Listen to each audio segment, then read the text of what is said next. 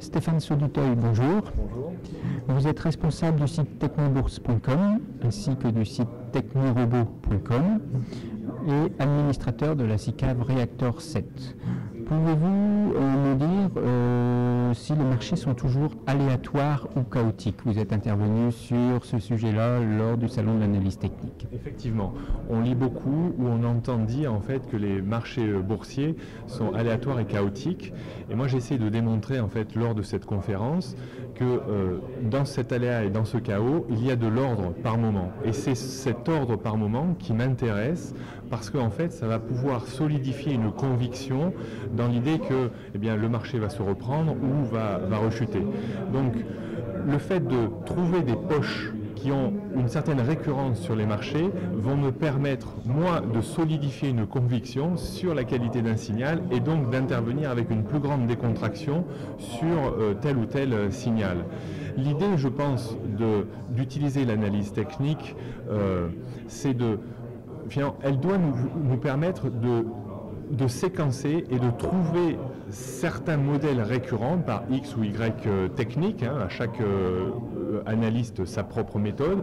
Moi je fonctionne exactement comme ça, c'est-à-dire j'ai beaucoup observé les marchés et j'ai essayé de trouver finalement les dénominateurs communs qui expliquent qu'un marché a une forte probabilité de monter ou de baisser, et quand je trouve ces dénominateurs communs, je suis beaucoup plus décontracté tant d'un point de vue technique que d'un point de vue émotionnel pour lancer une opération de trading pour mon compte propre ou prendre une position sur notre SICAV Reactor 7.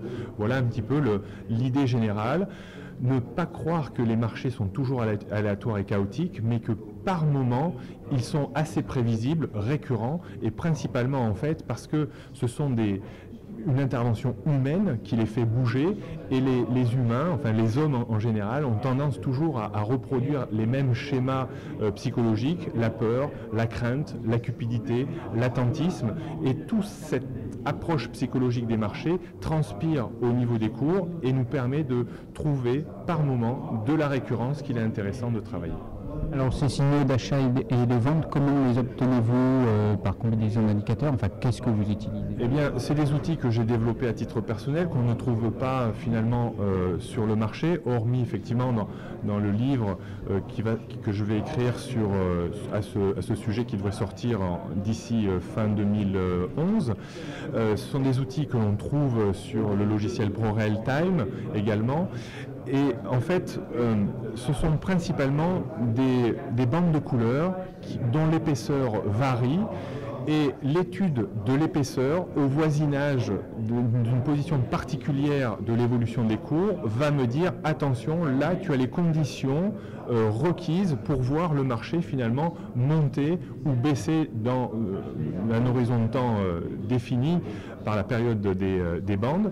Et donc ça permet vraiment d'être rassuré quant à la poursuite ou non d'un mouvement, et donc à la structure technique et émotionnelle qui va conduire à l'opération de trading de A à Z.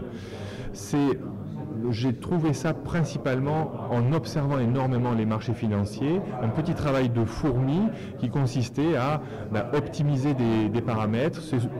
Ces bandes sont essentiellement construites avec des couches de moyenne mobile. Donc cette lecture du positionnement de ces bandes à certains niveaux bien précis me permet quand même d'anticiper sur ce que le marché va faire, et ça me permet de dire attention, là il y a une forte probabilité que ça monte ou que ça baisse, et de ne pas expliquer après coup pourquoi ça a monté ou ça a baissé. Moi, mon rôle de trader ou de gérant de SICAV, c'est de travailler avant qu'un mouvement se crée. Voilà, c'est l'idée de base. Alors vous venez de me parler d'un livre à venir, donc c'est pour dans combien de temps? C'est un livre qui s'intitulera Le Scalping, c'est-à-dire je vais essayer d'expliquer aux gens, même les moins initiés, qu'on peut descendre sur des horizons de temps théoriquement accessibles qu'à des experts ou qu'à des professionnels, mais on peut très bien travailler en scalping, c'est-à-dire intervenir de façon très chirurgicale sur des segments de temps qui vont aller de 2 à 10 minutes, avec des outils liés à l'analyse technique, en regardant les graphiques et non pas en travaillant exclusivement avec les carnets d'ordre comme le font un très grand nombre de scalpeurs. Et selon et c'est ça qui est intéressant, un protocole assez normé de prise, de gestion et de clôture de position.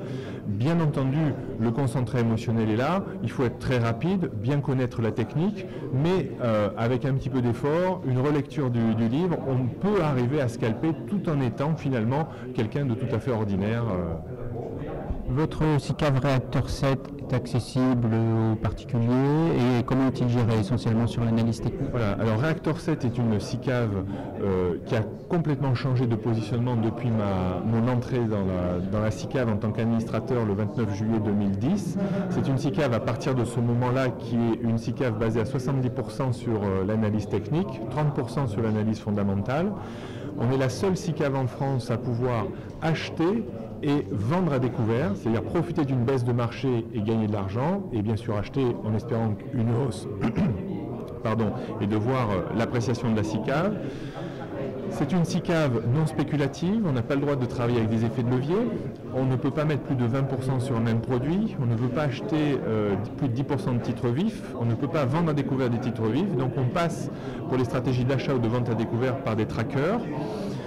L'idée finalement c'est de créer surtout la différence avec le CAC et principalement dans les phases de baisse, c'est-à-dire quand le CAC baissera d'une dizaine de pourcents, nous on sera capable de faire plus 7, plus 8 de façon à créer un delta très positif en fin d'année. Le but bien entendu Reactor 7 c'est de réaliser au moins 7% de performance par an. Si on peut faire plus, on ne s'en privera pas. Au jour d'aujourd'hui, 3 mois après le début 2011, on est sur une base annualisée de plus 12, plus 13%, donc pourvu que cela dure.